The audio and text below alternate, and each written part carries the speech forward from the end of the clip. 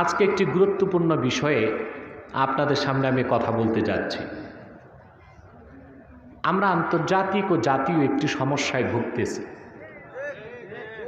সেটা হলো পৃথিবীর বিশ্ব মানচিত্রে আমাদের মুসলমানদের ৫৭টি রাষ্ট্র আছে। সংখ্যায় পৃথিবীতে আমরা ২০০ কোটি মুসলমান। মোট প্রাকৃতিক সম্পদের ৭০% আমাদের পায়ের তলায়। কিন্তু এই পৃথিবীর বিভিন্ন জনপদে আমরাই মার খাচ্ছি মুসলমান। আমরা নির্যাতিত, নিপীড়িত, লাঞ্ছিত, বঞ্চিত। আমাদের জনপদগুলো রক্তাক্ত, আমাদের মা বোনদের ইজ্জত বুলণ্ঠিত, আমাদের সম্মান ও মর্যাদা বিনষ্ট করা হচ্ছে। কি তার মূলভূত কারণ তা খুঁজে দেখতে হবে, ঠিক কিনা? জোরে বলেন। মুসলমানের সৃষ্টি কি মার খাওয়ার জন্য, অধিকার বঞ্চিত থাকার জন্য? কাফের মুশরিক জালেম অত্যাচারীদের রক্তচক্ষু দেখে মুসলমান মাথা নত করে রাখবে, এজন্যই কি মুসলমানের সৃষ্টি? তাহলে এই পরিস্থিতি কেন এবং তার থেকে উত্তরণের উপায় কি?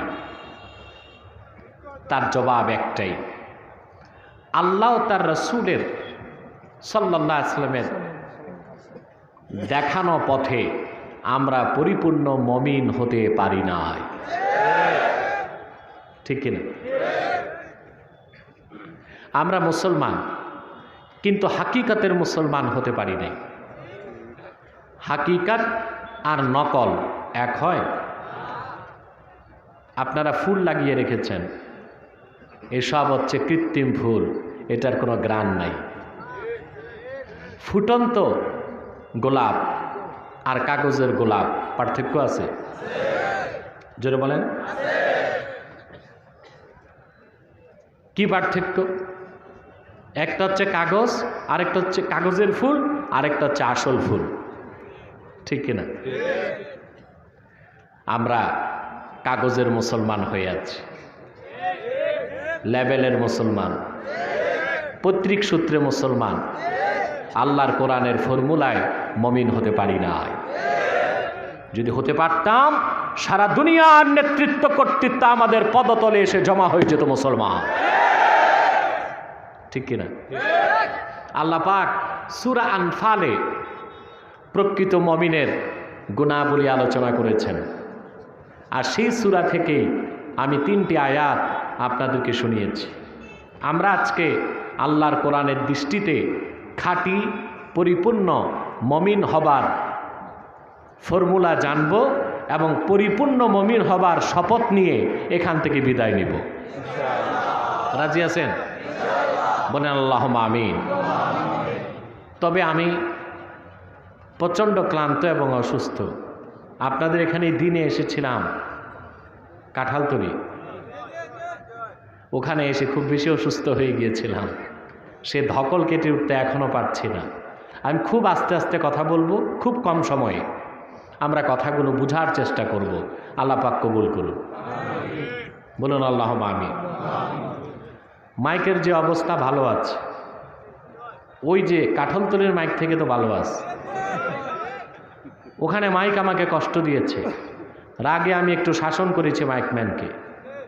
এক কুলাঙ্গার কমিনা, খুবই ছোট লোকের বাচ্চা ইউটিউবার, সে বক্তব্য কেটে অপপ্রচার করেছে। ইউটিউবটির নাম গ্রাম বাংলা। এই ইউটিউবের প্রোপাইটারকে আমি বলবো, তুমি আল্লাহর কাছে মাফ চাও। বিনা পয়সায় আল্লাহর গজব কেনার চেষ্টা করো না, বরবাদ হয়ে যাবা, ধ্বংস হয়ে যাবা, পাগল হয়ে মরবা। সবসময় আলেম ওলামাদের দোষ খোঁজার জন্য দূরবীন লাগায় রাখো। এটা মুমিনের কাজ নয়, এটা মুনাফিকের কাজ। ইউটিউবের মাধ্যমে আল্লাহর দ্বীনের খেদমত করা যায় যদি ইউটিউবারের সদিচ্ছা থাকে, আগ্রহ থাকে। কিন্তু তার ইচ্ছে যদি হয় শুধু ব্যবসা, বক্তব্য কেটে ছেটে আজগবি ক্যাপশন দিয়ে ভাইরাল করা, এটা দিনের পক্ষে তার কাজ হবে না। আলেম ওলামাকে প্রশ্নবিদ্ধ করার দ্বারা রাম বাম নাস্তিকদেরকে খুশি করা, এটা কোনো মুসলিম ইউটিউবারের কাজ হতে পারে না, মুনাফেকের কাজ। অতএব গ্রাম বাংলা ইউটিউব এই প্রোপ্রাইটারকে আমি বলবো, তুমি মাফ চাও, তুমি ক্ষমা চাও। তুমি কে তাও আমি জানি, আমি চিনি, কিন্তু তোমার কাজ হয়েছে জঘন্য। আমি আল্লাহর কাছে তোমার হেদায়েতের দোয়া করি। হেদায়েত যদি না থাকে, আল্লাহ যেন উত্তম ফায়সালা গ্রহণ করেন। প্রিয় সুধী, ভূমিকাতে আরেকটি কথা বলবো, আর তা হলো আমরা এখানে এসেছি আল্লাহর রাজি খুশির জন্য। ঠিকটাও তো ঠিক মতো বললেন না। আল্লাহ তার রসুলের রেজামন্দির জন্য এসেছি। এ হাজার হাজার মানুষ, প্যান্ডেলে জায়গা নাই, প্যান্ডেলের বাইরেও আপনারা যত লোক এখানে, তার অর্ধেক লোক তার বাইরে। এ মানুষগুলো কোনো ব্যক্তির আকর্ষণে আসে নাই, এসেছে আল্লাহর কোরআনের আকর্ষণে। ঠিক কিনা? বাংলাদেশে অনেক আউল বাউল আসলেও হাজার হাজার লোক হয়। আউল বাউলদের শ্রোতা আর তাফসিরুল কোরআনের শ্রোতায় পার্থক্য কতটুক? একটা হচ্ছে মাছ বাজার আর একটা স্বর্ণের বাজার। মাছ বাজারও ভিড় থাকে, কি থাকে? মাছ কিনতে যায়। স্বর্ণের বাজারে ভিড় থাকে কম, কিন্তু ওখানে মানুষ যায় স্বর্ণ কিনতে।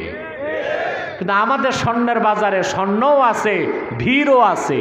এ তো একমাত্র আল্লাহর কোরআনের বরকত ছাড়া আর কিছু নয়। ঠিক কিনা? এখানে এসেছেন, বসে আছেন, প্রতি শ্বাসে আল্লাহ পাক 10টি নেকি দিচ্ছেন। হাদিস সাক্ষী, বাড়ি থেকে হেঁটে এসেছেন, প্রত্যেকটা কদমে আল্লাহ পাক 10টি করে নেকি লিখে দিয়েছেন। বাড়ি যাবার আগে যদি মৃত্যু হয়ে যায়, আল্লাহ পাক শহীদের খাতায় নাম তুলে দিবেন। শুধু তাই নয়, বাড়ি থেকে যত দূর মৃত্যু হবে, আল্লাহ পাক ততটুকুন জায়গা কবরের মধ্যে জান্নাতের টুকরা বানায় দিবেন। বারবার বলছি, স্টেজটা ক্লোজ করে দাও, উঠা নামা বন্ধ করো। মানুষ যখন ভদ্রতার সীমা এড়িয়ে যায়, তখনই আমাদেরকে রাগ করতে হয়। কতবার বলবো, স্টেজে সিঁড়ি করছে ঢেউটিন দিয়া, চাল দিয়া, এটা উঠলে নামলে মনে হয় ঢোল বাজাচ্ছে। এটা তো ডিস্টার্ব হয়। উঠানামার দরকারটা কি? যে যেখানে আছেন বসে যান। প্রিয় ভাই সব, তাহলে প্রত্যেক শ্বাসে 10 নেকি পাচ্ছেন, প্রত্যেক কদমে 10 নেকি পেয়েছেন। আলহামদুলিল্লাহ বলবেন না? খুশি আছেন? মাহফিলের মাঝামাঝি সময় একদল ফেরেশতা আল্লাহর কাছে চলে গেছেন। খুশি হলে আওয়াজ দিয়ে বলেন সুবহান। আল্লাহ পাক জিজ্ঞেস করেছেন, তোমরা কোথা থেকে আসলা? ফেরেশতা জবাব দেয়, রব্বুল আলামিন, তোমার একদল বান্দা মাজালিসুল ইলম, কোরআনের এলেমের মজলিসে বসেছে, সেখান থেকে আসলাম। আল্লাহ পাক বলেন, আমার বান্দারা বসে আছে, বিনিময়ে আমার কাছে কি চায়? সুবহানাল্লাহ। বিনিময়ে চান না কিছু? কথা বলেন। আপনারা হাজার হাজার লোক দূর থেকে এসছেন, ভাড়া লাগছে না? মুনাজাতের পর তো কোনো সিন্নিও নাই। কথা বলেন। এত লোককে সিন্নি দিবে কোত্থেকে? আর আমরা তো সিন্নি খাওয়া সুন্নি না, সুন্নত মেনে সুন্নি। আমাদের সিন্নি হইলেও চলে, না হইলেও চলে। আর যারা সুন্নত ছাড়া সুন্নি, ওদের সিন্নি ছাড়া সুন্নি হওয়া যায় না। ঠিক কিনা? প্রিয় ভাই বন্ধুগণ, তো নাই কোনো টাকা পয়সা বিনিময়, সিন্নি নামাজ, গভীর রাতে বাড়ি যাবেন, কেউ খেয়ে কেউ না খেয়ে, তা আল্লাহর কাছে বিনিময় চান না? ফেরেশতাকে আল্লাহ জিজ্ঞেস করেন, ওরা কি চায়? আমার বান্দাগুলো বসে বসে চায় কি? ফেরেশতা বলেন, আল্লাহ তাআলা, আল্লাহ জিজ্ঞেস করেন, ফা আইয়ু শাইইন ইয়াতলুবুন, ওরা কি চায় আমার কাছে? ফেরেশতা বলেন, আল্লাহ, তারা তোমার জান্নাত প্রত্যাশা করে জান্নাত চায়। আল্লাহ পাক বলেন হাল রাআওহা, তারা কি আমার জান্নাত দেখেছে চোখে? তারা বলেন না, কোনো দিন দেখে নাই, না দেখে বিশ্বাস করে। আল্লাহ রাব্বুল আলামিন আবার জিজ্ঞেস করেন ওয়া মিন আইয়্যি শাইইন ইয়াতাআওয়াযুন, আমার বান্দাদের মনটা নরম কেন, চোখে পানি কেন, ওরা কিসের থেকে বাঁচতে চায়? ফেরেশতারা বলেন আল্লাহ তোমার জাহান্নাম থেকে বাঁচতে চায়। আল্লাহ পাক বলেন জাহান্নাম কোনো দিন দেখেছে নাকি? ফেরেশতা বলেন আল্লাহ কোনো দিন দেখে নাই, না দেখি বিশ্বাস করে। আবার আল্লাহ পাক ডেকে বলেন ফেরেশতারা সাক্ষী থাকো তোমরা, যারা আমার জান্নাত দেখে নাই, জাহান্নাম দেখে নাই, বসে বসে কোরআন শুনছে, আমি আল্লাহ তাদের জীবনের সব গুনাহ মাফ করে দিলাম, আমার জান্নাতের দরজা তাদের জন্য খুলে দিলাম। খুশি আছেন? আমরা খুশি। শয়তান বেজার। বেজার কে? শয়তানও বেজার, তার চেলা চামুন্ডারাও বেজার। শয়তানের সব চেষ্টা ব্যর্থ, একটা বাকি আছে। এই বিশাল জনসমুদ্র একসাথে আল্লাহর কাছে মুনাজাত করে গুনাহ মাফ করবে, এটা শয়তান চায় না। আমরা কি শয়তানেরটা বাস্তবায়ন করব না আমাদের স্বার্থ বাস্তবায়ন করব? সেজন্য আমাদের নেক নিয়ত করে শয়তানের গালে একটা প্রতীকী চপেটাঘাত করতে হবে। আমরা নিয়ত করছি কিছুক্ষণ পরই আজকের মুনাজাত করে গুনাহ মাফ করে নিষ্পাপ বেহেশতি আল্লাহওয়ালা হয়ে বাড়ি যেতে চাই। কারা কারা হাত তুলে আমার আল্লাহ তাআলাকে দেখা।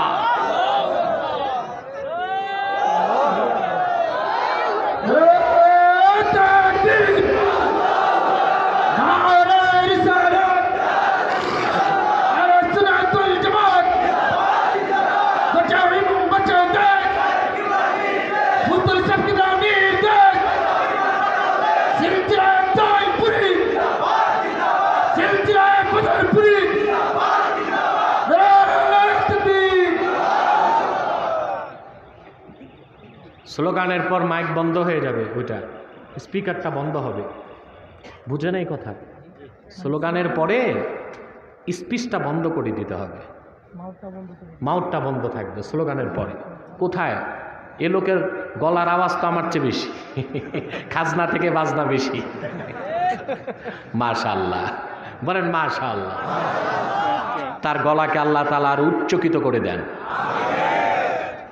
প্রিয় ভাই বন্ধুগণ, আসেন এবার খাঁটি মুমিন কিভাবে হব আল্লাহর ভাষায় তা শুনি এবং সংক্ষিপ্ত ব্যাখ্যা নিব। আমার সাথে পড়েন আউযু বিল্লাহি মিনাশ শাইতানির রাজীম বিসমিল্লাহির রাহমানির রাহিম ইন্নামাল মুমিনুনা আল্লাযীনা ইযা যুকিরাল্লাহু ওয়াজিলাত কুলুবুহুম ওয়া ইযা তুলিয়াত আলাইহিম আয়াতুহু যাদাতুহুম ঈমানাও ওয়া আলা রাব্বিহিম ইয়াতাওয়াক্কালুন الذين يقيمون الصلاة ومما رزقناهم ينفقون أولئك هم المؤمنون حقا صدق الله العظيم পড়ুন صدق الله العظيم وصدق রসুলুল নবিয়্যুল করিম ওয়া নাহনু আলা যালিকা মিনাশ শাহিদিন ওয়াশ শাকিরিন ওয়াল হামদু লিল্লাহি রাব্বিল আলামিন। আল্লাহ পাক কোরআন কারীম সূরাতুল আনফালে ইরশাদ করেছেন ইন্নামাল মুমিনুনা আল্লাযীনা ইযা যুকিরাল্লাহু ওয়াজিলাত কুলুবুহুম। প্রকৃত মুমিন তো তারাই, তাদের সামনে যখন আল্লাহর জিকির হয় তাদের অন্তর আল্লাহর ভয়তে নরম হয়ে যায়। ওয়া ইযা তুলিয়াত আলাইহিম আয়াতুহু যাদাতহুম ঈমানা। আর তাদের সামনে যখন কোরআনের তেলাওয়াত হয়, কোরআনের তেলাওয়াত তাদের ঈমানকে বাড়িয়ে দেয়। সুবহানাল্লাহ বলবেন না জোরে? তারপরে আল্লাহ পাক বলেন, আল্লাযীনা ইউকিমুনাস সালাতা ওয়া মিম্মা রাযাকনাহুম ইউনফিকুন। এবং তারা সেই সব লোক যারা 5 ওয়াক্ত নামাজ আদায় করে এবং আমি যা রিজিক দান করেছি তার থেকে খরচ করে। আল্লাহ পাক বলেন, উলাইকা হুমুল মুমিনুনা হাক্কা। তারাই হচ্ছে খাঁটি মুমিন, প্রকৃত মুমিন। আওয়াজ করে বলেন সুবহান। এই কথাগুলো কার? এই কথায় কোনো সন্দেহ নাই, যা মহাসত্যের সর্বোচ্চ মানদণ্ডে উত্তীর্ণ। এখন আসুন আমরা একটু ব্যাখ্যা শুনি। আল্লাহ পাক বলেছেন, মুমিনগণের সামনে যখন জিকির হয় আল্লাহ, তাদের মনটা নরম হয়ে যায়। সুবহানাল্লাহ। জিকির বলতে আমরা কি বুঝি, আর এখানে আল্লাহ কোন জিকিরের কথা বলেছেন? সুবহানাল্লাহ। আল্লাহ পাক কোরআনে অনেকগুলো আমলকে জিকির বলেছেন। কি বলছেন? যেমন তিনি নামাজকে জিকির বলেছেন। কি বলেছেন? আমি বলছি না, আল্লাহ পাক বলেছেন। আল্লাহ রাব্বুল আলামিন বলেন, ইন্নানি আনাল্লাহ লা ইলাহা ইল্লা আনা ফা'বুদনি ওয়া আকিমিস সালাতা লিযিকরি। নিশ্চয় কোনো সন্দেহ নাই, আমি হলাম আল্লাহ, আমি ছাড়া কোনো মাবুদ নাই। মুসা, তুমি আমার ইবাদত করো আর আমার জিকির হিসেবে নামাজ আদায় করো। নামাজকে আল্লাহ কি বলেছেন? জিকির। শুধু জিকির না, সবচেয়ে বড় জিকির বলেছেন। সুবহানাল্লাহ বলবেন? আল্লাহ রাব্বুল আলামিন বলেন, উতলু মা উহিয়া ইলাইকা মিনাল কিতাবি ওয়া আকিমিস সালাহ ইন্নাস সালাতা তানহা আনিল ফাহশাই ওয়াল মুনকার ওয়া লাযিকরুল্লাহি আকবার। সুবহানাল্লাহ। সবচেয়ে বড় জিকির কি? নামাজ। এত আস্তে তোমরা মাতো না কেন? আজকে রাগ টাগ করছো নাকি? সবচেয়ে বড় জিকির কি? সালাত। সুবহানাল্লাহ।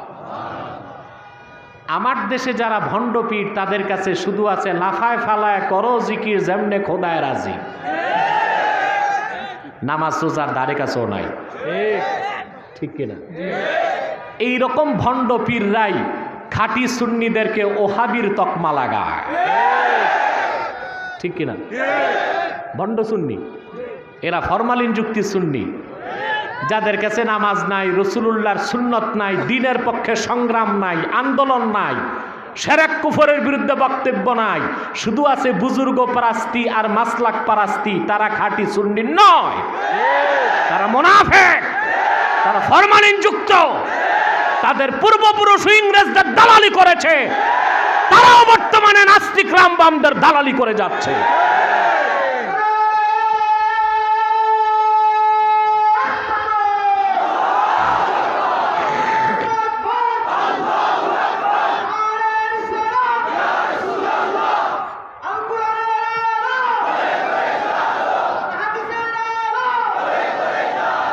আমার ভাই সব, আমার প্রিয় ভাই বন্ধুগণ, সবচেয়ে বড় জিকির কি? সালাত। এই সালাত, এই জিকির যার কাছে নাই, বাকি সব জিকির তার বরবাদ। আমার ভাইয়েরা, ওয়াজ নসিহতকে আল্লাহ তাআলা জিকির বলেছেন। সুবহানাল্লাহ। ওয়াজ শোনাও জিকির, ওয়াজ করাও জিকির, যদি ওয়াজ হয় কোরআন থেকে। আল্লাহ পাক বলেন, ফাযাক্কির ইন নাফাআতিয যিকরা সায়াযাক্কারু মান ইয়াখশা ওয়া ইয়াতাজান্নাবুহাল আশকাল্লাযী ইয়াসলান নারাল কুবরা। আল্লাহ পাক তার হাবিবকে বলেছেন ফাযাক্কির। সবগুলো তাফসীরে এসেছে ফাইজহুম, হে রাসূল আপনি জিকির করুন।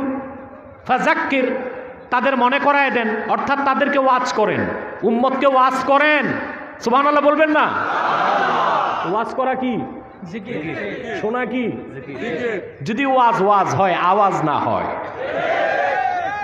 এখন তো আমার দেশে কি বলবো, আর না বলেও তো পারি না, আউল বাউলের দিন শেষ। আউল বাউলের দায়িত্ব নিয়েছে কিছু ফাউল বক্তা।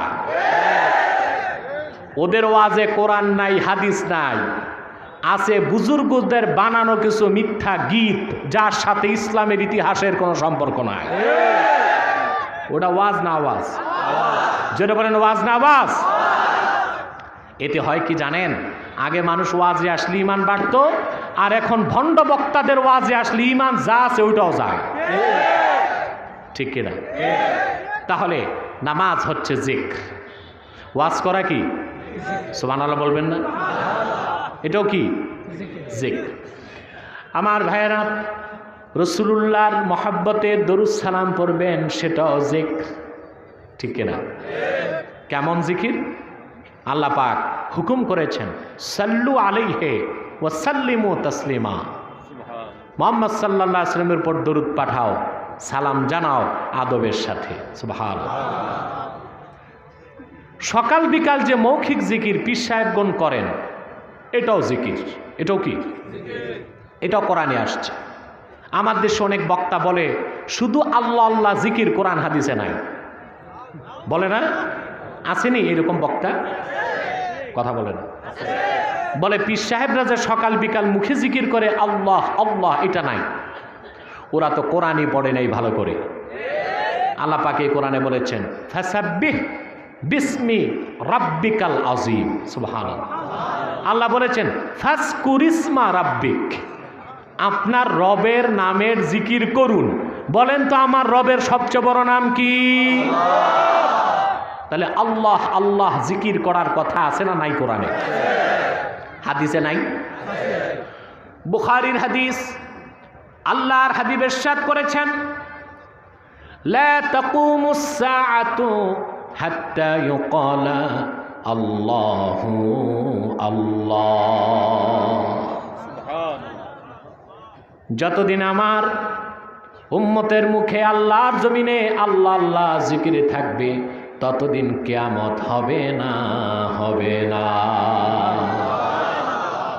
তাহলে নামাজ জিকির, ওয়াজ করা জিকির, কোরআন তেলাওয়াত জিকির, দরুদ সালাম জিকির, মুখের জিকির সেটাও জিকির। এখন সূরা আনফালে আল্লাহ কোন জিকিরের কথা বলেছেন? আবার এই কোরআন এই পুরাটাই জিকির। এটা কি? সুবহানাল্লাহ বলবেন না? আল্লাহ রাব্বুল আলামিন বলেছেন, ইন্না নাহনু নাযালনা যিকরা ওয়া ইন্না লাহু লাহাফিজুন। নিশ্চয়ই এই জিকির, এটা কি বলছেন? কোরআনকে কি বলেছেন? নিশ্চয়ই জিকির, এটা আমি নাজিল করেছি আমার বান্দা মুহাম্মদ সাল্লাল্লাহু আলাইহি সাল্লামের উপর, আর এই জিকির সংরক্ষণের দায়িত্ব আমি আল্লাহ নিজের হাতে রেখেছি। এই কোরআনকে আল্লাহ বলেছেন জিক্র, এমন জিকির, রাসূলুল্লাহর এমন মুজিজা, কিয়ামত তক এই কোরআন কেউ পরিবর্তন করতে পারে নাই, পারে না, পারবে না। ঠিক কিনা বলেন? আমার কলিজায় রক্তের ক্ষরণ হচ্ছে মুসলমান। ভারতে কুখ্যাত এক ভণ্ড, তার নামটা নিতে আমার ঘৃণা করে, ওয়াসিম রেজবি নামে এক শয়তান আল্লাহর কোরআন থেকে 26টি আয়াত নিষিদ্ধের জন্য আদালতে মামলা করেছে। আপনারা জানেন সে কোন সম্প্রদায়ের লোক? শিয়া। আমি বহু আগ থেকে কুখ্যাত শিয়াদের কাফের বলে থাকি। যে সম্প্রদায় আল্লাহর কোরআনের 26টি আয়াত নিষিদ্ধ করতে চায়, সেই শিয়া সম্প্রদায় আর ইহুদি সম্প্রদায়ের মধ্যে তো কোনো পার্থক্যই নাই। আমরা কুলাঙ্গার ওয়াসিম রেজবির মৃত্যুদণ্ড চাই। বাংলাদেশ থেকেও সিংহের মতো গর্জন করে ভারত সরকারকে জানাই দিতে হবে, তোমাদের সাজানো নাটক আমরা বুঝতে পেরেছি। আদালত থেকে যদি রিট খারিজ করা না হয়, বাংলাদেশের মুসলমান এমন আগুন জ্বালাবে তাতে তোমরা জ্বলে পড়ে ছাই হয়ে যাবে, তোমাদের অস্তিত্ব মাটির সাথে মিশে যাবে ইনশাআল্লাহ।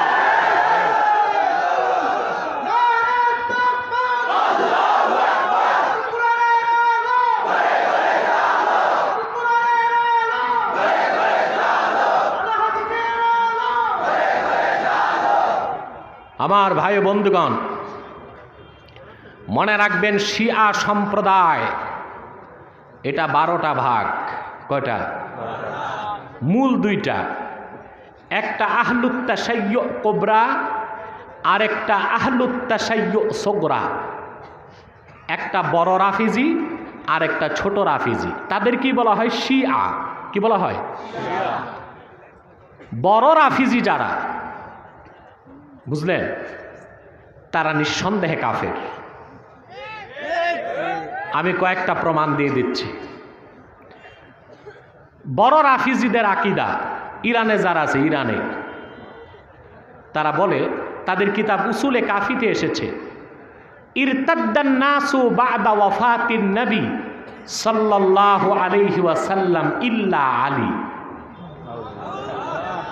তাদের আকীদা যে আল্লাহর রসুলের ইন্তেকালের পরে আলী ছাড়া সকল সাহাবী মুরতাদ হয়ে গেছে।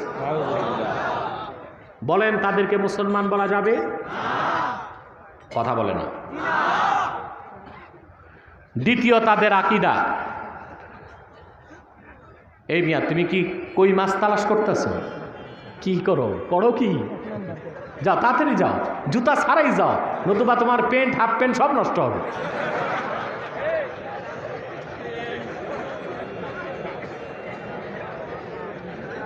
প্রিয় ভাই বন্ধুগণ, কষ্ট হচ্ছে আপনাদের। ইরান থেকে তারা কোরআন করিম ছেপেছে, বুঝলেন? ওখানে একটা সূরার নাম লেখছে তারা সূরাতুল ওয়ালায়া। নাউজুবিল্লাহ বলবেন না? 114টি সূরায় ওয়ালায়া নামে সূরা আছে। সেটা কোন সূরা জানেন? সূরা আলাম নাশরা। এই সূরাতে আল্লাহ নাজিল করছেন 8টা আয়াত, তারা ঢুকাইছে একটা আয়াত। শোনাবো? আলাম নাশরাহ লাকা সাদরাক ওয়া ওয়াদানা আনকা ওয়িজরাক আল্লাযী আনকাযা যাহরাক ওয়া রাফা'না লাকা যিকরাক ওয়া জাআলনা আলিয়ান সাহরাক। হযরত আলী শানে এই একটা আয়াত ওরা ঢুকাই দিছে। আল্লাহর কোরআনে যারা হস্তক্ষেপ করে ওরা মুসলমান না কাফের?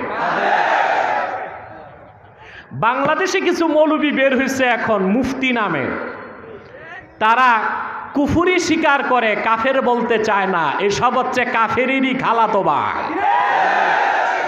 আছে না কিছু মৌলবি? আছে, বলে যে না কুফরি করছে কাফের বলা যাবে না। আশ্চর্য, চুরি করছে চোর বলা যাবে না, ডাকাতি করছে ডাকাত বলা যাবে না, বদমাশি করছে লম্পট বলা যাবে না, কুফরি বলছে কাফের বলা যাবে না। এই সব ভণ্ডগুলো যুগে যুগে যখনই ইসলামের শত্রু নাস্তিক মুরতাদ ব্লগার আর বাতিল পন্থীগণ কুফরি করে, তাদেরকে কুফরির ফতোয়া থেকে বাঁচাবার জন্য এই ভণ্ড মৌলবীগুলো মাঠে নেমেছে। তাদেরকে চিহ্নিত করতে হবে, ঠিক কিনা বলে? আমার দেশে কিছু মৌলবী আছে আর কিছু নেতা আছে, কথায় কথায় সৌদি আরবের সমালোচনা করে। এদেরকেও মনে রাখবেন ইরানের দালাল, শিয়াদের দালাল। সৌদি আরবের পররাষ্ট্রনীতি মনে রাখবেন, আরবের পররাষ্ট্রনীতি হচ্ছে আরব বিশ্বের 1 নম্বর শত্রু ইসরায়েল, 2 নম্বর শত্রু ইরান। তারা এত জঘন্য কাফের, ইরানের শিয়া সম্প্রদায়। তারা শপথ করেছে তারা যদি কোনোদিন আরব দখল করতে পারে, জান্নাতুল বাকিতে যে আমার আম্মা জান আয়েশার রওজায় তারা দোররা লাগাবে। এইরকম কাফের শিয়াদেরকে কোনোদিন মুসলমান মনে করা যায় না, যায় না, যায় না।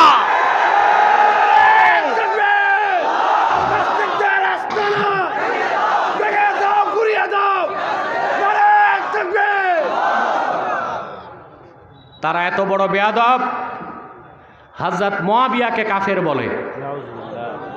হ্যাঁ, এজিদ বেঈমান, এজিদকে আমিও কাফের বলি। তাই বলে হযরত মুআবিয়া উচ্চ মর্যাদা সম্পন্ন সাহাবী। কেনানের অপরাধে নূহ নবী অপরাধী হন নাই, এজিদের অপরাধে হযরত মুআবিয়া অপরাধী হবেন না, ঠিক কিনা? সেই জন্যই ওয়াসিম রেজভী শিয়া সম্প্রদায়ের কাফের বলেই 26টা আয়াত নিষিদ্ধের দাবি তুলেছে। এটার নামটাই মুসলমানের নাম, আসলে হচ্ছে ইহুদির চেয়ে নিকৃষ্ট কাফের, ঠিক কিনা? আবার আমি ফিরে যাচ্ছি। সাউন্ড কি কমে গেছে বাবা? হ্যাঁ, কমে যায় নাই তো সাউন্ড?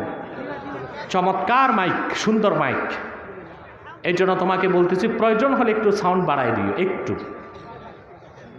প্রিয় ভাই বন্ধুগণ, তাহলে আল্লাহ নামাজকে জিকির বলেছেন, মনে পড়ছে?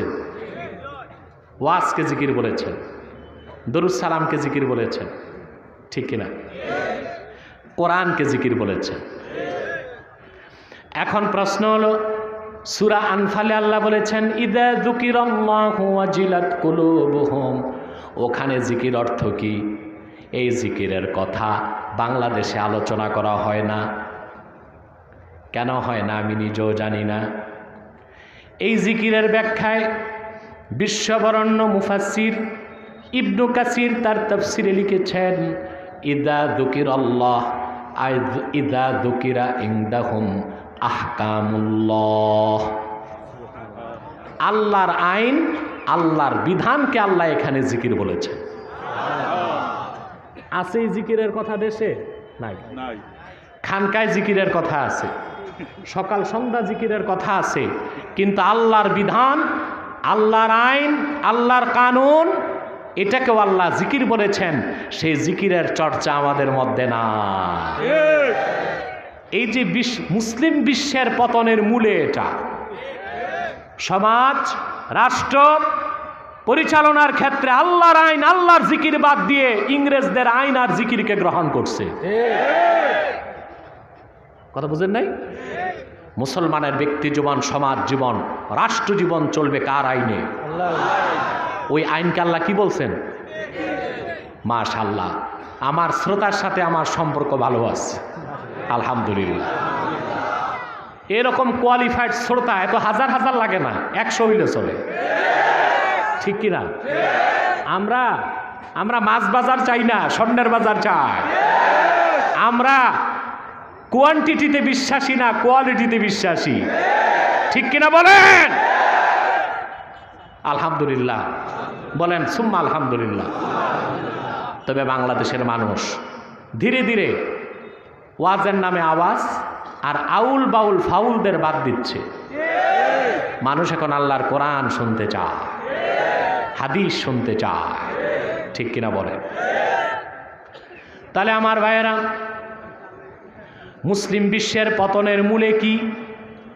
সুস্পষ্টভাবে মনে রাখবেন, মুসলিম দুনিয়ার, মুসলিম রাষ্ট্রের মানুষগুলো, শাসকগুলো, নেতাগুলো সব জিকির গ্রহণ করেছে। তারা নামাজ পড়ে, সকাল সন্ধ্যা জিকির করে, কোরআন তেলাওয়াত করে, কিন্তু আল্লাহর আইনকে যে আল্লাহ জিকির বলেছেন সেই জিকিরকে গ্রহণ করতে পারে না, ঠিক কিনা? 57টা রাষ্ট্র আমাদের। কয়টা রাষ্ট্রে শাসক আছেন যিনি কোরআনের আইনকে মানেন? কথা বলেন। আমি একটা উদাহরণ দিই। একটি বাস মৌলভীবাজার থেকে চট্টগ্রাম যাবে, 40 জন প্যাসেঞ্জার, বাসও খুব দামি বাস। এখন বাংলাদেশে দামি দামি বাস নেমে গেছে, দেখেন না? বাসের পিছনে লেখা থাকে সড়ক পথে বিমানের ছোঁয়া। বাহ, তাহলে আর বিমান লাগে কেন? দরজা নাই, জানালা নাই, ভাঙ্গা চূড়া বাস, তার পিছও লেখা সড়ক পথে বিমানের ছোঁয়া, ঠিক কিনা? কিন্তু মোস্ট কমফোর্টেবল বাস বাংলাদেশে এখন আছে না? বলবেন আপনি তাহলে হেলিকপ্টারে আর প্লেনে চড়ে এত টাকা খরচ করেন কেন? বাস হলে কি হবে? সড়ক হয় নাই, বিদেশের মতো সড়ক হয় নাই। আমার দরবার শরীফ থেকে চিটাগাং রোড আসতে জ্যামে আমাকে কখনো 2 ঘন্টা লাগে। কয় ঘন্টা? তাহলে গাড়িতে এসে দিনে মাহফিল করে রাতের মাহফিল ধরা কি সম্ভব? কথা বলেন। তা আমি যে হেলিকপ্টারে চলি, আমার দেখা দেখি এখন অনেক পীর বা বক্তাও শুরু করছে, কিন্তু কথা হচ্ছে আমার এটা বিলাসিতা নয়, এটা প্রয়োজন। এটা কি প্রয়োজনে আপনি খরচ করবেন, সেটা অপচয় নয়। দিনের পথে খরচ করলে সেটাও সওয়াব হয়ে যাবে। দামি বাস যাবে কই? চট্টগ্রাম। 40 জন প্যাসেঞ্জার, সামনের 20 জন শায়খুল হাদিস, তারপর 10 জন মুহাদ্দিস, তারপর 10 জন দেশের সেরা পিসা। বাস ভর্তি 40 জনই আউলিয়ায়ে কেরাম, কিন্তু ড্রাইভার বসানো হলো যাকে, তিনি হচ্ছেন একজন চিরাচরিত ইয়াবাখোর মাতাল। এখন মৌলভীবাজার থেকে বাস চট্টগ্রাম যাবে না মেঘনা পার হওয়ার পর যাবে খালে নয়তো ডালে? কোথায় যাবে?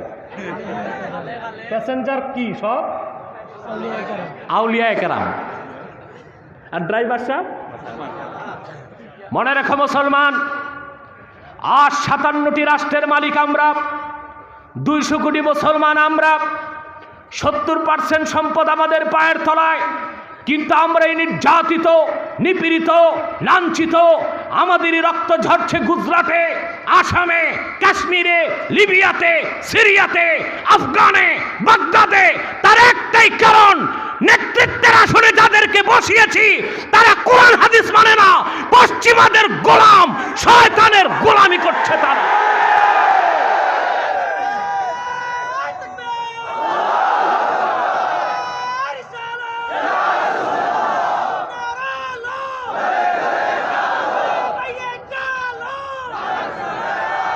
মনে রেখো আমার ভাইরা, আমার বন্ধুরা, যেই দিন মুসলিম দুনিয়ার শাসকগণ, জনগণ নামাজের জিকির, হজের জিকির, যাকাতের জিকির, সকাল সন্ধ্যার জিকিরের সাথে আল্লাহর আইন ও বিধানের জিকিরকে গ্রহণ করবে, সারা দুনিয়া মুসলমানের নেতৃত্বে চলে আসবে। আমরা মার খাবো না, তখন মার আটকাবো। ঠিক কিনা বলে? আমরা সহিংসতার শিকার হব না, দুনিয়া থেকে সহিংসতাকে নির্মূল করে জাদুঘরে পাঠায় দেব। ঠিক কিনা বলে? আল্লাহর কথা বুঝতে পারছেন? এর চেয়ে বেশি বুঝাবার দরকার আর নাই। মুমিন আল্লাহর আইনকে মেনে নিবে। কার আইনকে? তারপর আল্লাহ পাক বলেন, ওয়াইদা তুলিয়াত আলাইহিম আয়াতুহু যাদাতহুম ঈমানা। 2 নম্বর বৈশিষ্ট্য, যখন তাদের সামনে কোরআনের তেলাওয়াত হয় তাদের ঈমান বেড়ে যায়। সুবহানাল্লাহ। প্রিয় ভাই সব, ভাই ও বন্ধুগণ, কোরআন যে আমার আল্লাহর শ্রেষ্ঠ নিদর্শন, রাসূলুল্লাহ সাল্লাল্লাহু আলাইহি ওয়াসাল্লামের শ্রেষ্ঠ মুজিজা, তা তো নিজেই আপনি উপলব্ধি করতে পারেন। ঠিক কিনা? অর্থ বুঝে না, ব্যাখ্যা বুঝে না, কোরআন শুনে জাহেল মানুষ মজা পায়, আনন্দ পায়, যেন কলিজা ছিঁড়ে যায় কোরআনের মহাব্বতে। ঠিক কিনা বলে? কথা বুঝতেছেন? মুমিন যখন কোরআন শোনে তখন তার ঈমান কি হয়? তাহলে এখানে একটা প্রশ্ন পাওয়া যায়, ঈমান বাড়ে, ঠিক কিনা? ঈমান কমে। কিন্তু আমাদের মহান ইমাম আবু হানিফা রাহমাতুল্লাহ, তিনি বলেছেন, আকীদার কিতাবে এসেছে, আলেমরা পড়ছেন, আল ঈমানু লা ইয়াজিদু ওয়া লা ইয়ানকুস। ঈমান বাড়েও না, ঈমান কমেও না। তাহলে কি আমাদের ইমাম আজম কি কোরআন শরীফ বুঝে নাই? কথা বলে। সাহাবায়ে কেরামের পর আল্লাহর কোরআন সবচেয়ে বেশি বুঝেছেন আকাশের নিচে ইমাম আজম আবু হানিফা। তিনি কত বেশি কোরআন শরীফ পড়তেন জানেন? সুবহানাল্লাহ, সুবহানাল্লাহ। প্রত্যেক রমজানে তিনি 60 বার কোরআন খতম করতেন। একবার তিনি কাবা ঘরে ঢুকলেন, ভিতরে ইমাম আবু হানিফা, যেন তেন কথা। সুবহানাল্লাহ। বুখারীর দাদা ওস্তাদের ওস্তাদ, 4 জন সাহাবী সাক্ষাৎ লাভ করছেন। সারা জীবন কোরআন হাদিস থেকে 81,000 মাসালা বের করছেন। ব্যবসার টাকা দিয়া ইমাম মোহাম্মদ, ইমাম ইউসুফ, ইমাম জাফরের মতো 20,000 ছাত্র তৈরি করছেন। আবু হানিফা যে সেই লোক না, আমার দেশে কিছু শিকি আদলি পাশিকার মৌলবি বের হয়েছে।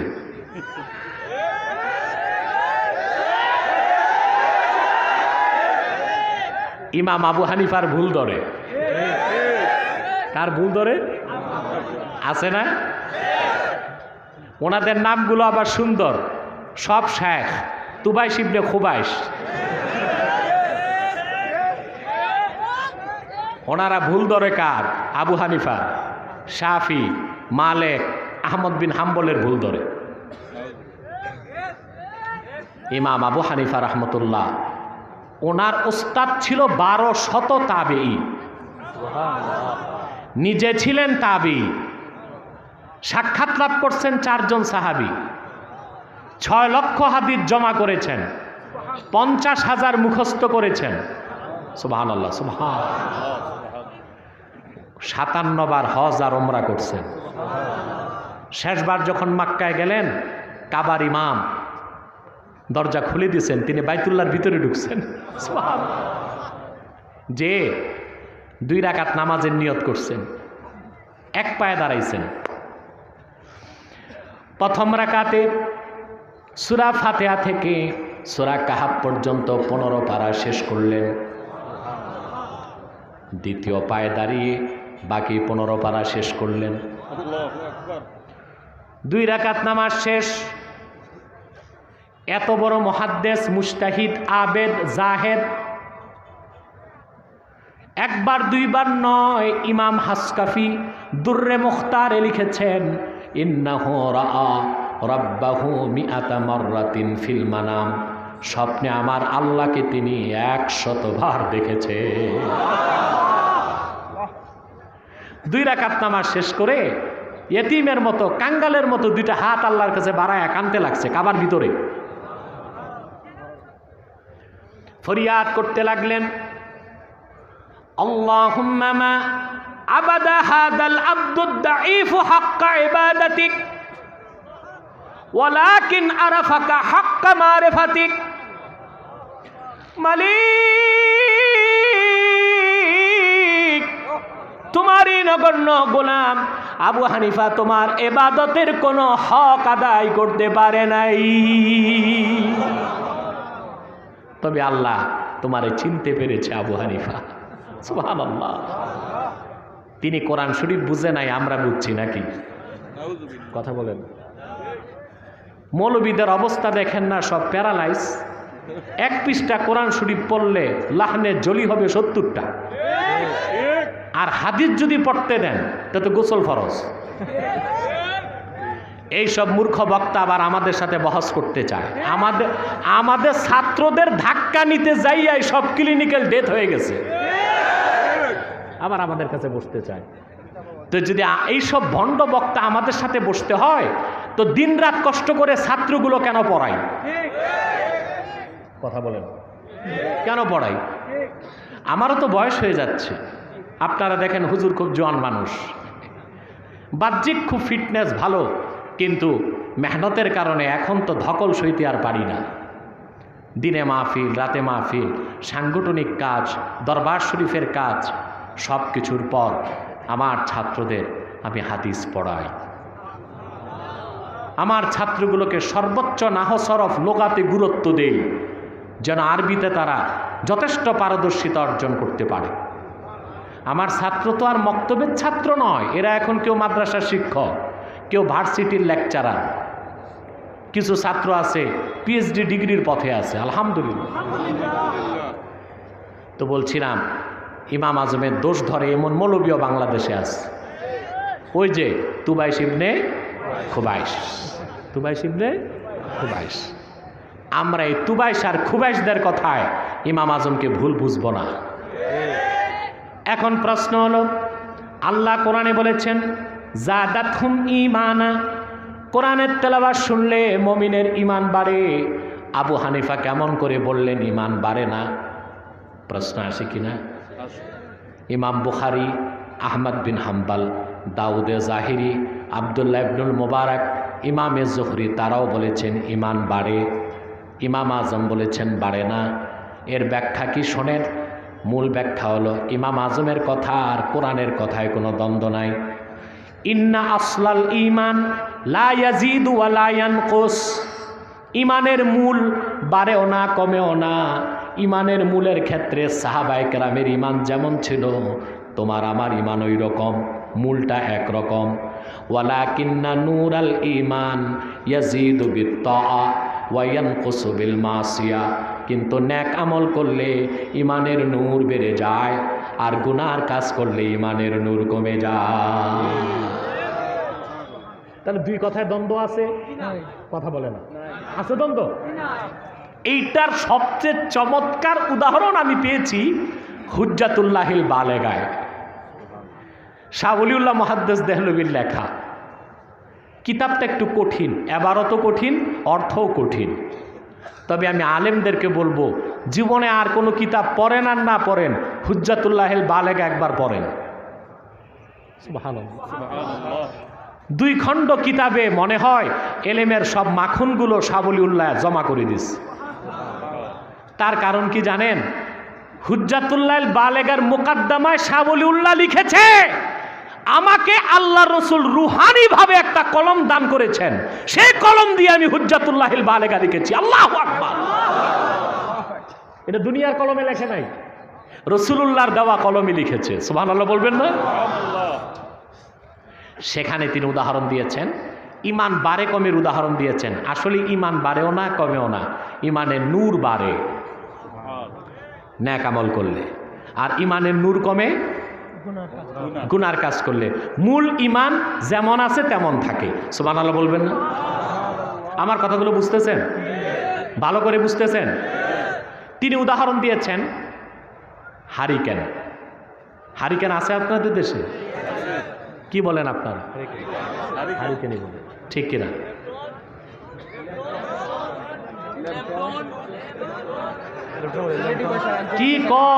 কি মাতো বুঝি না। লালটেন, হ্যাঁ ঠিক আছে। উর্দুতেও এটারে লালটিন বলে। উর্দুতে কি বলে? লালটিন, ঠিক আছে। ও তোমরা বলো ল্যাম্পল, ভালো কথা। তোমরা বলো ল্যাম্পল, আমি ভাবছি কোন দেশের প্রেসিডেন্টের নাম বলে। প্রিয় ভাই সব, আমার ভাই বন্ধুগণ, অনেক রাত হয়ে গেছে, আমরা এখন গুছাবো আলোচনা, কারণ আমরা মুনাজাত করে বাড়ি যেতে হবে, ঠিক কিনা? যে কথা বলছিলাম, এই যে হারিকেন, বুঝলেন? আপনি হারিকেন যখন জ্বালান সন্ধ্যায়, আগুন জ্বলে না ভিতরে ফিতায়? কিন্তু সারা রাত জ্বলতে জ্বলতে বাইরের যে কাঁচ কালো হয়ে যায়, ঠিক কিনা? কালো যখন হয়ে যায়, সন্ধ্যায় যেই আলো ঘরে থাকে, রাতের শেষে সেই আলো পাওয়া যায়? কেন? বাইরের অন্ধকার ভিতরের আলোকে কমায় দেয়, কিন্তু ভিতরের ফিতায় আগুন যেমন ছিল তেমন আছে। শাহ ওলিউল্লাহ মুহাদ্দিস দেহলভী রাহমাতুল্লাহ উদাহরণ দিয়েছেন, মুমিন একবার যখন ঈমান আনে, ঈমানের নূর যখন জ্বলে যায়, সে যখন নেক আমল করে, তার অন্তর পরিষ্কার যখন হয়, ঈমানের নূর বেড়ে যেতে থাকে। আর যখন সে গুনার কাজ করে, তখন তার অন্তর কালো হতে থাকে, সেই জন্য তার ঈমানের নূর কমে যায়। সেজন্য আল্লাহ পাক বলেছেন, ইযা তুলিয়াত আলাইহিম আয়াতুহু জাদাতহুম ঈমানা। মুমিনগণের সামনে যখন কোরআনের তেলাওয়াত হয়, তাদের ঈমান বেড়ে যায়। এই কথাগুলোর অর্থ বুঝছেন? 3 নাম্বার প্রকৃত মুমিনের উদাহরণ আল্লাহ দিয়েছেন, ওয়া আলা রাব্বিহিম ইয়াতাওয়াক্কালুন। সত্যিকার মুমিনগণ তাদের রব মহান আল্লাহর উপর ভরসা করে, বলেন সুবহানাল্লাহ। এইটাকে আরবিতে বলে তাওয়াক্কুল। কি বলে? আমরা পীর সাহেবরা, ওয়াইজরা, বক্তারা যত তাওয়াক্কুলের ওয়াজ করি, তার 10 ভাগের 1 ভাগ তাওয়াক্কুল আমাদের ভিতরেই নাই, ঠিক কিনা? খাঁটি মুমিনের সবচেয়ে বড় গুণ হলো তাওয়াক্কুল আল্লাহ, সর্বদাই সে আল্লাহর উপর তাওয়াক্কুল করবে। ঠিক কিনা বলে? আল্লাহ পাক নবীগণের মাধ্যমে তাওয়াক্কুলের শিক্ষা দিয়েছেন। একজন দুইজন না, 25 জন নবীর তাওয়াক্কুলের কথা তিনি কোরআনে তুলে ধরেছেন। সুবহানাল্লাহ বলবেন না? কে কে ঘুমাও হাত উঠাও। বাহ, আজকে তো এতগুলো ধরা খাবে আমি জানি না।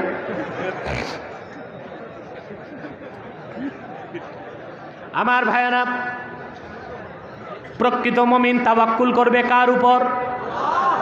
সর্বশক্তি দিয়ে বলেন কার উপর? তাওয়াক্কুল কিভাবে করতে হয় আল্লাহ পাক সে শিক্ষা কোরআন কারিমে দিয়েছেন। হযরত ইব্রাহিম আলাইহিস সালাম নমরুদের আগুনের কুণ্ডলীর সামনে তার হাত পাও বাঁধা, জানেন আপনারা?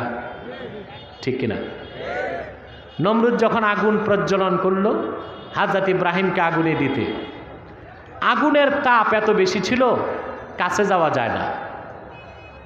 কাসাসুল কোরআনে ইবনু কাসির লিখেছেন, সেখানে নমরুদের রাজত্বে এক ইঞ্জিনিয়ার ছিল, তার নাম ছিল হুজান। কি নাম? জোরে বলেন। সে নমরুদকে বলল, আমি একটা যন্ত্র বানায় দিই, এই যন্ত্রে বসায় ইব্রাহিমকে আগুনে ফালাও। তখন সে বানায় দিল একটি কাঠের যন্ত্র, তার নাম এসেছে হাদিসে মিন জানিক। কি নাম? যার বাংলা হলো কাঠের কামান।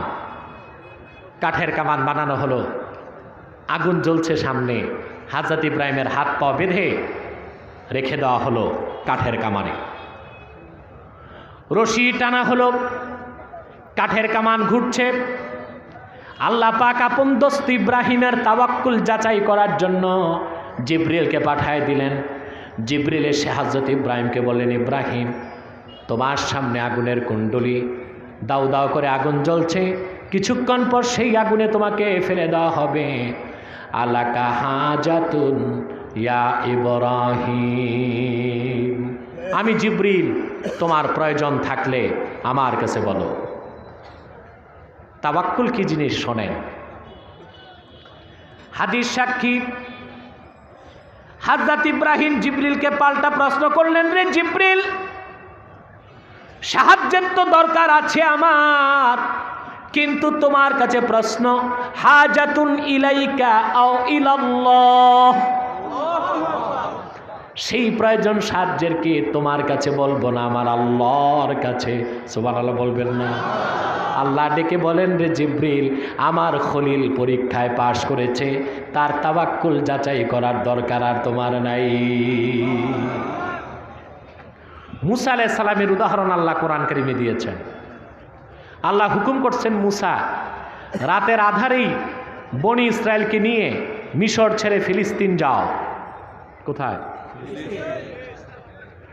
মিশর থেকে তিনি রওনা হলেন, তার সাথে যুবকই ছিল 6 লাখ। কত? বৃদ্ধ, শিশু, বাচ্চা, মহিলা কত তার হিসাব নাই। শুধু যুবক কত? লক্ষ লক্ষ মানুষের কাফেলা নিয়ে মুসা নবী যখন দরিয়ার পাড়ে আসলেন, বলেন তো সেই দরিয়ার নাম কি? না, এটা ভুল তাফসীর। সেই দরিয়ার নাম বাহরে কালজুম। কি নাম? নীল নদ। যারা মিশর গেছেন দেখেছেন, ছোট নদী, সাতরায়ও পার হইতে পারবেন।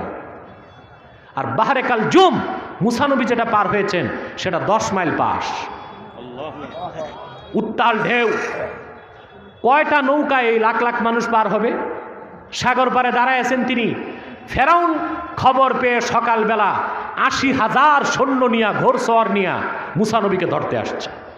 আচ্ছা বলেন ভাই, 10টা ঘোড়া দৌড়ালে তুফান শুরু হয়ে যায়, 80,000 মানুষ নিয়ে ফেরাউন আসছে, হাজার হাজার ঘোড়া নিয়ে।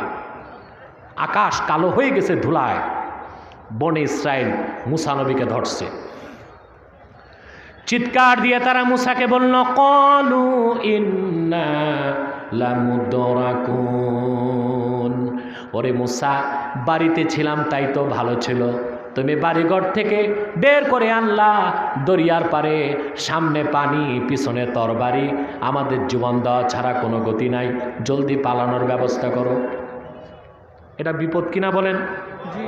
কথা বলে না। মুসা নবী সে সময় কোনো ভয় পেলেন না। তিনি আমার আল্লাহর উপর তাওয়াক্কুল করেছেন কিভাবে? আল্লাহ তা কোরআন কারিমে বলেছেন।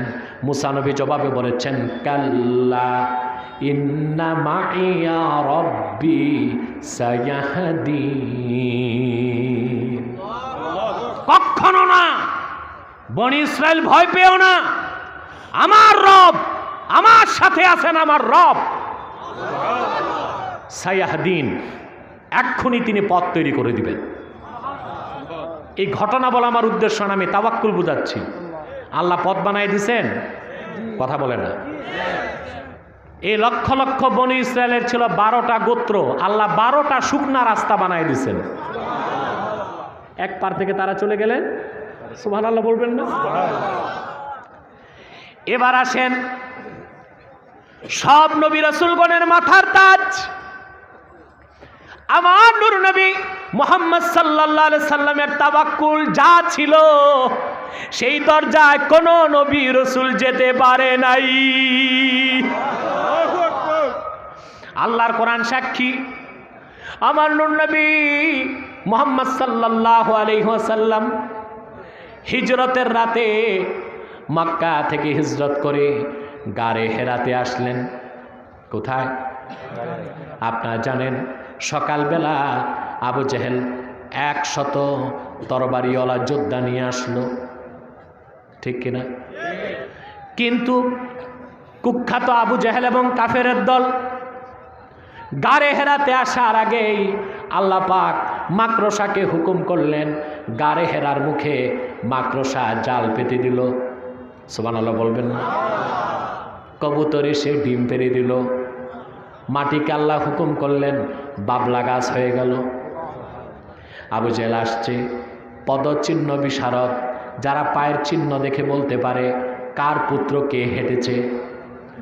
আবু জেহেলকে এসে পদচিহ্ন বিশারদ বলল, আবু জেহেল, কাবার মালিক আল্লাহর কসম, গারে হেরার মধ্যেই মুহাম্মদ সাল্লাল্লাহু আলাইহি সাল্লাম আছেন এবং আবু বকর সঙ্গে আছেন। আবু জেহেল কয়, তোর মাথা খারাপ। যদি মুহাম্মদ সাল্লাল্লাহু আলাইহি সাল্লাম গারে হেরাতে যেতেন, মাকড়সার জাল কিভাবে ঠিক থাকে? কবুতরের ডিম কেন ভাঙল না? বাবলা গাছের এই যে ঢাকনা, ঢাকনা না, বাবলা গাছের ঝাপড়া, এটার তো কিছু হইল না। হযরত আবু বকর সিদ্দিক বলেন, আমি তাকায় দেখি কাফেরদের তরবারি দেখা যায়। চোখ থেকে পানি পড়তেছে আবু বকর সিদ্দিকের। নূর নবীকে বললেন, আবু বকর রে, কান্না করো কেন? তিনি বললেন, ইয়া রাসূলুল্লাহ, ইয়া হাবিবাল্লাহ, আমি আপনার কদমে জীবন কোরবান করতে রাজি আছি, কিন্তু এখনো তো দিন পরিপূর্ণ হয় নাই। যদি তারা আপনি মুহাম্মদ সাল্লাল্লাহু আলাইহি সাল্লামকে শহীদ করে দেয়, কাল কিয়ামত পর্যন্ত আমার আল্লাহকে আল্লাহ বলার তো কেউ থাকবে না। বিপদের সেই মুহূর্তে আমার নূর নবী মুহাম্মদ সাল্লাল্লাহু আলাইহি সাল্লাম কিভাবে তাওয়াক্কুল করলেন আল্লাহ পাক বলেছেন।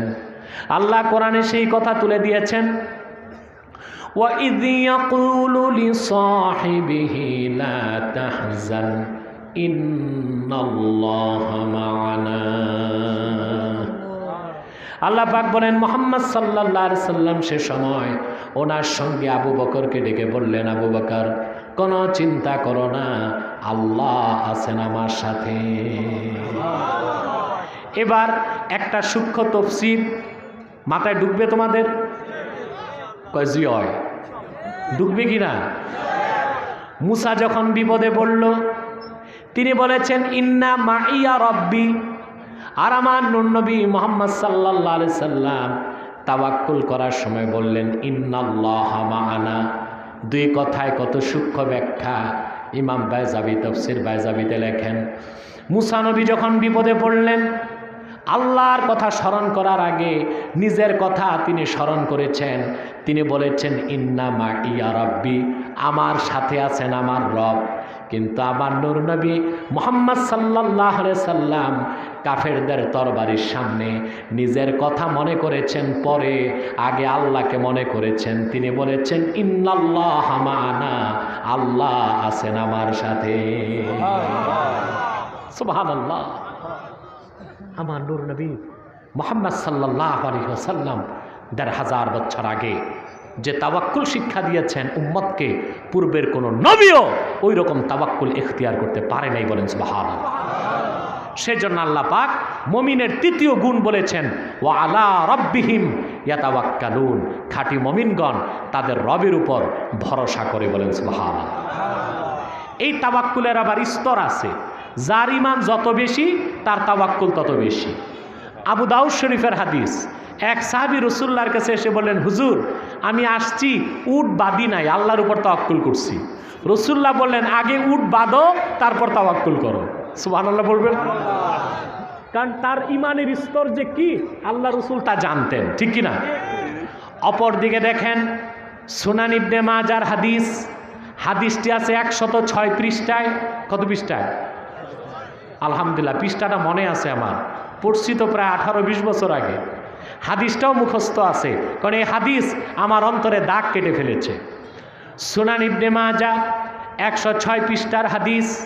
আল্লাহর হাবিব সাহাবা একরামকে বলেছেন, লাউ আন্নাকুম তাওয়াক্কালতুম আলাল্লাহি হাক্কা তাওয়াক্কুলিহি লারাযাকাকুম কামা ইয়ারযুকুত তায়র তাগদু খিমাসাও ওয়া তারুহু বিতানা। ওরে আমার সাহাবীরা, আল্লাহর উপর যেভাবে তাওয়াক্কুল করতে হয়, তোমরা যদি চূড়ান্ত পর্যায়ের তাওয়াক্কুল করতে পারো, আল্লাহু আকবার, লারাযাকাকুম কামা ইয়ারযুকুত তায়র, আল্লাহ পাখিকে বিনা চেষ্টায় যেভাবে রিজিক দেন, তোমাদেরকেও বিনা চাকরি বাকরি ব্যবসা ছাড়া ঘরে বসায় রিজিক দিয়ে দিবেন।